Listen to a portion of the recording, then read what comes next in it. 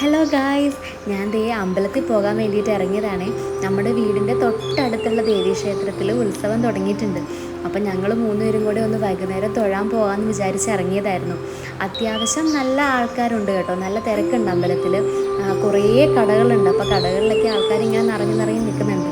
അപ്പം ഞങ്ങൾ പെട്ടെന്ന് തന്നെ അമ്പലത്തിൽ കയറി തൊഴുതിറങ്ങി. കാരണം അത്യാവശ്യം നല്ല ക്രൗഡ് ഉള്ളത് കൊണ്ട് ആദൂട്ടൻ സമ്മതിക്കുന്നുണ്ടായില്ല. ആൾ വയ്യെ ചിണുങ്ങി കരയാൻ തുടങ്ങിയത് കൊണ്ട് പെട്ടെന്ന് തന്നെ ഞങ്ങൾ തൊഴുതിറങ്ങി. അപ്പോൾ അമ്പലത്തിൽ ഇതേ കലം വെക്കുന്നവരും പിന്നെ ഇവിടെ ഒരു പ്രത്യേക വഴിപാടുണ്ട്, തെണ്ട് വഴിപാട്. അപ്പോൾ അത് ചെയ്യുന്ന ആൾക്കാരൊക്കെ നിറയെ ഉണ്ട് കേട്ടോ.